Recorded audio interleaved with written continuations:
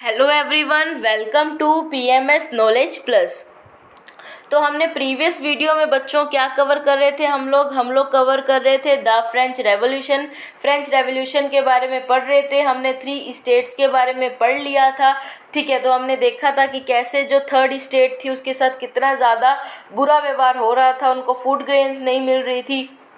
तो उन सब चीज़ों के बारे में जो है हमने प्रीवियस वीडियोस में डिस्कस कर लिया था।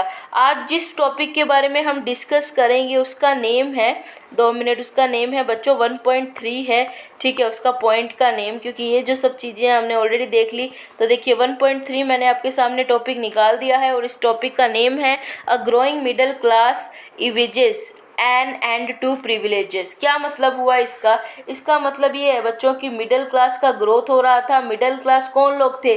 जैसे लोअर, ठीक है, रिच पीजेंट्स, मर्चेंट हो गए। ठीक है, जो बाहर से मर्चेंट, किन मर्चेंट्स की बात कर रहे हैं? जो बाहर से क्या कर रहे हैं? व्यापार कर रहे हैं। पास्ट में जो पीजेंट्स थे, वर्कर्स जो थे, ठीक है, रिवोल्ट में पार्टिसिपेट करते थे। वो क्या चाहते थे? वो छोटे मोटे जो आंदोलन होते थे ना, इतने में ही उनका क्या हो जाता था? बस हो जाती थी। मतलब कहने का ये मतलब है, इसको पढ़ लो अच्छे से। In the past peasants and workers had participated in revolt against increasing tax and food scarcity।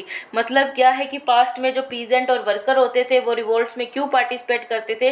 ताकि वो किसके खिलाफ हो सकें? जो ये टैक्स है इसको बढ़ा दिया गया है, इसके खिलाफ बोल सके। और फूड सिक्योरिटी, स्कैरसिटी का मतलब होता है शॉर्टेज। जो फूड की शॉर्टेज आ रही है उसके खिलाफ क्या कर सके? रिवोल्ट में शामिल हो सकें। But they lacked the means. क्या है बच्चों?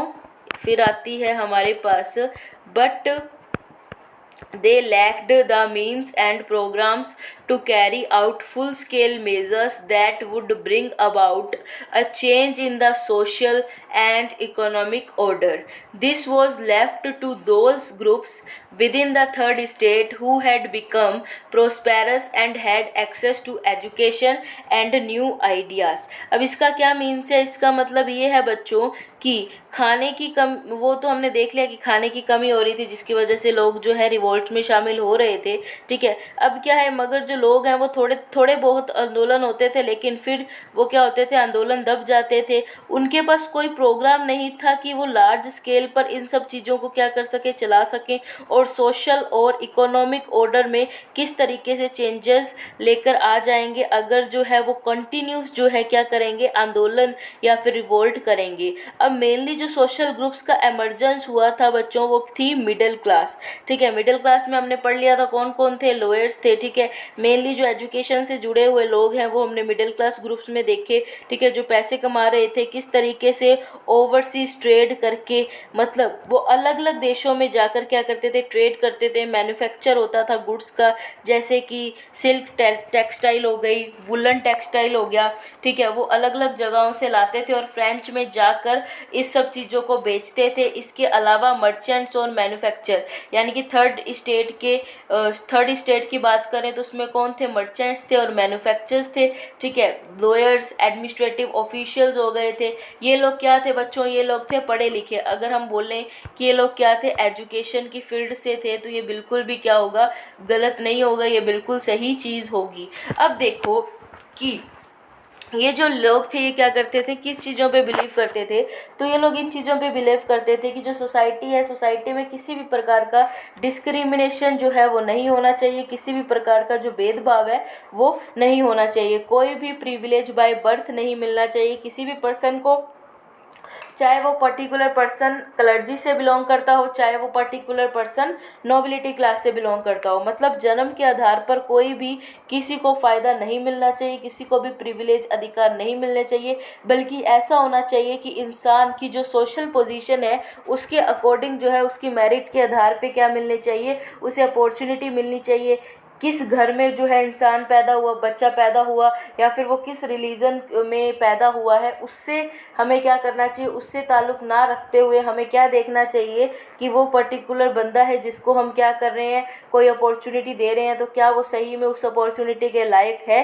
क्या वो उस ओहदे को पाने के क्या है, लायक है, क्या उस ओहदे की वो क्या कर सकता है, रिस्पेक्ट को मेंटेन कर सकता है, क्या उसे वो पर्टिकुलर सीट या फिर ओहदा मिलना चाहिए, या फिर उसमें काबिलियत है कि वो उस ओहदे को ले सके। तो मतलब इतनी सी बात मैं आपको बताना चाह रही थी कि कोई भी पर्सन हो तो उसे जो प्रिविलेज है, जो अधिकार है, वो बाई बर्थ नहीं मिलने चाहिए, ठीक है। अगर किसी पर्सन की सोशल पोजीशन को देखकर अगर कोई अधिकार मिलते हैं तो वही ठीक है, मतलब कि पर्सन जो है वाकई ही क्या होना चाहिए, काबिल होना चाहिए, लायक होना चाहिए, ठीक है। तो ये आपको सारी चीज़ें समझ आ गई होंगी। ये जो आइडियाज़ थे ना सोसाइटी में फ्रीडम के, इक्वल लॉज के, सभी के बराबर अपॉर्चुनिटीज़ के, ये अलग अलग फिलोसफर्स ने दिए थे। अब जो ये फिलोसफर चीज़ है ये क्या आ गई है, इंपॉर्टेंट आ गई है। मैं किसकी बात कर रही हूँ बच्चों, मैं बात कर रही हूँ फिलोसफर्स की। तो हम देखते हैं कि एक्चुअल में ये फिलोसफर होते क्या हैं, क्या होते हैं फिलोसफर्स। तो फिलोसफर्स बहुत इंपॉर्टेंट होते हैं। आप जो है फ्रेंच रेवोल्यूशन के बारे में पढ़ेंगे तो फिलोसफर जैसे जॉन लुक, यहाँ पर आया भी होगा जॉन लोक, ये जो है John Locke and Jean Jacques Rousseau in his two treatises of government Locke so to refute the doctrine of the divine and absolute right of the monarch. मतलब क्या है, इसका मतलब ये है कि हम दो फिलोसफर्स की बात कर रहे हैं, लूक और रूसो की, और इनको याद करने का तरीका भी यही है। अगर हम फुल नेम याद करने बैठेंगे तो शॉर्ट नेम भी याद नहीं होगा, इससे अच्छा हम nickname, short name, second name क्या कर सकते हैं, लर्न कर सकते हैं। अब जो लोग थे, ठीक है, उन्होंने क्या किया था, लोग हो गए थे, ठीक है, एक रूसो, और फिर उसके बाद लोग जो थे उन्होंने क्या लिखा था, उन्होंने लिखा था कि हर किसी की जो भी सोसाइटी है, ठीक है, सोसाइटी में जो भी डिवीज़न है और हर किसी का जो एब्सोल्यूट राइट है, मतलब किंग का बेटा तो किंग ही बनेगा, ये सारी की सारी चीज़ें नहीं होनी चाहिए। तो ये जो फिलोसफर हैं जॉन लॉक जिनकी हम बात कर रहे हैं, तो इनका क्या मानना था, इनका मानना था ये जो मोनार्कियल गवर्नमेंट होती है, मोनार्कियल गवर्नमेंट में क्या होती है, अगर राजा है, ठीक है, राजा के बाद राजा का बेटा ही क्या बनेगा, राजा बनेगा। हमने लास्ट क्लास में, लास्ट चैप्टर्स में पढ़ा भी था किसके बारे में, स्लेव डायनेस्टीज के बारे में, कि जो राजा होगा, राजा का सबसे वफादार जो नौकर होगा उसी को क्या बना दिया जाएगा, राजा बना दिया जाएगा, ठीक है, या फिर किंग का बेटा जो है किंग ही बनेगा।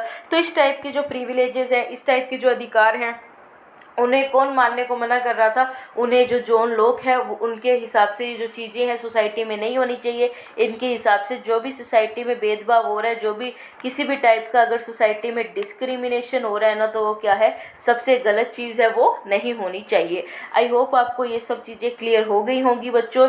इसका जो नेक्स्ट जो पार्ट है हम स्टडी करेंगे हमारी नेक्स्ट वीडियो में। तो आप इतने इस वीडियो को अच्छे से देखें, समझें, एंड मिलते हैं नेक्स्ट वीडियो में। Thank you very much.